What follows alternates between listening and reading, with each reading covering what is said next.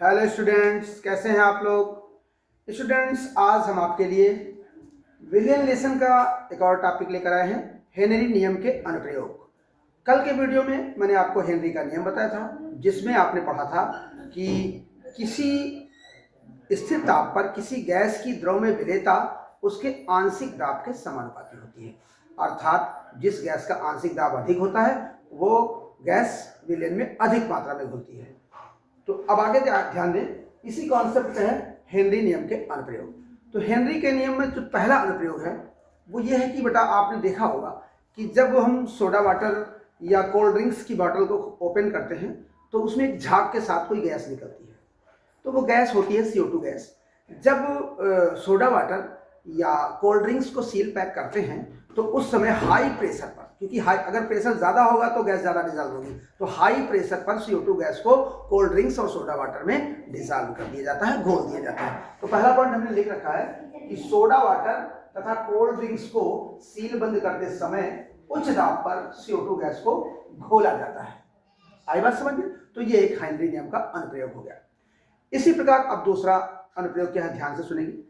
जब गोताखोर आप समझ सकते हैं, जो समुद्र में नीचे गहराई पे जाते हैं, तो जब गोताखोर समुद्र में गहराई पर जाता है तो उसे अधिक दाब का सामना करना पड़ सकता है। क्यों? क्योंकि कहते हैं कि प्रत्येक 10 मीटर गहराई में जाने पर लगभग 1 वायुमंडलीय दाब बढ़ जाता है। तो जब हम अधिक गहराई पर जाते हैं या गोताखोर अधिक गहराई पर पहुंचेगा तो उसके शरीर पर बहुत अधिक प्रेशर पड़ेगा, जिससे श्वसन क्रिया में जो गोताखोर गैसें प्रयोग करेगा वो उसके ब्लड में जाकर घुल जाती है। क्योंकि प्रेशर ज़्यादा होता है तो गैसें ज़्यादा मात्रा में घुल जाती है। इसके बाद जब स्कूबा डाइवर गोताखोर सतह की ओर आता है, समुद्र की सतह की ओर आता है, ऊपर की ओर आता है, तो उसका प्रेशर घटता जाएगा और प्रेशर घटने के कारण जो रुधिर में घुली हुई गैसें हैं वो बाहर निकलने लगती हैं। तो जो नाइट्रोजन गैस होती है उसके बुलबुले बन जाते हैं। जब वापस आते समय दाब घटेगा तो गैसें बाहर निकलती हैं। इस समय नाइट्रोजन गैस के बुलबुले बन जाते हैं और ये बुलबुले रुधिर केशिकाओं में फंस जाते हैं। जैसे ये पतली पतली नलिकाएं होती हैं ब्लड की, और इनमें रुधिर के बुलबुले ऐसे फंस जाते हैं, और जिसके कारण एक अवरोध उत्पन्न हो जाता है। और ये अवरोध एक चिकित्सीय अवस्था उत्पन्न कर देता है, मेडिकल कंडीशन क्रिएट कर देता है। इससे उस व्यक्ति को बहुत पीड़ा होती है और ये जानलेवा भी हो सकता है। इसे बेंड्स कहते हैं। बच्चों, बात समझ में आई? आपके सामने क्वेश्चन आ सकता है कि बेंड्स क्या है, तो समझ गए बेंड्स क्या है। कि गोताखोर जब समुद्र में गहराई में जाता है तो उसे अधिक दाब के कारण उसके श्वसन क्रिया में प्रयुक्त गैसें उसके ब्लड में घुल जाती हैं, और जब स्कूबा डाइवर सतह की ओर आते हैं तो दाब घटने के कारण श्वसन में प्रयुक्त गैसें बाहर निकलने लगती हैं, और इसी समय नाइट्रोजन गैस के बुलबुले उसके रुधिर केशिकाओं में फंस जाते हैं, जिससे एक मेडिकल कंडीशन क्रिएट हो जाती है, और ये बहुत पीड़ा होती है, बहुत दर्द होता है, और ये जानलेवा भी हो सकता है। इस अवस्था को बेंड्स कहते हैं।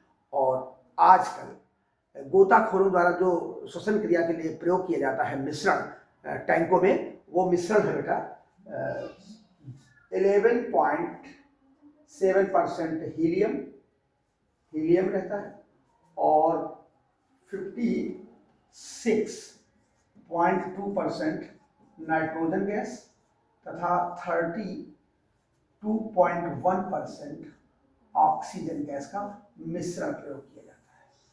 आजकल गोताखोरों द्वारा श्वसन क्रिया में प्रयुक्त जो गैसीय मिश्रण है वो 11.7% helium, 56.2% nitrogen and 32.1% oxygen gas का मिश्रण प्रयोग करते हैं।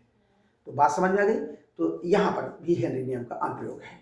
इसी प्रकार एक तीसरा अनुप्रयोग है कि जो लोग अधिक ऊंचाई पर रहते हैं, पर्वतों पे, पहाड़ों पर, या कुछ पर्वतारोही होते हैं जो ऊपर चढ़ते हैं, तो अधिक ऊंचाई पर ऑक्सीजन गैस का आंशिक दाब सतह वाली स्थानों से कम होता है। इस सतह पर वायु का प्रेशर ज़्यादा होता है, और जो ऊंचे स्थानों पर, अधिक ऊंचाई पर ऑक्सीजन का आंशिक दाब कम होता है। फलस्वरूप जो ऊंचाई पर रहते हैं, अधिक ऊंचाई पर लोग होते हैं, उनके रुधिर में ऑक्सीजन की सांद्रता निम्न हो जाती है, कम हो जाती है। तो ऐसे लोग जिनमें ऑक्सीजन की सांद्रता निम्न होती है वो कमज़ोर हो जाते हैं, वीक हो जाते हैं, और इनकी सोचने की शक्ति बहुत कमज़ोर हो जाती है। इस अवस्था को एनॉक्सिया कहते हैं। बात समझ में आ गई? जो लोग ऊंचाई पर रहते हैं उनके रुधिर में ऑक्सीजन की सांद्रता कम होती है क्योंकि वहाँ प्रेशर कम होता है, और जिससे उनकी सोचने की शक्ति बहुत क्षीण हो जाती है। इस अवस्था को हम एनॉक्सिया कहते हैं। तो बच्चों बात समझ में आ गई होगी। हेनरी नियम के अनुप्रयोग आपने पढ़ा, और आज हम यहीं से अपनी बात को समाप्त करते हैं। इसके आगे की बातें आपको नेक्स्ट वीडियो में मिलेंगे। अब हमारे चैनल को लाइक व सब्सक्राइब अवश्य करें। थैंक्स।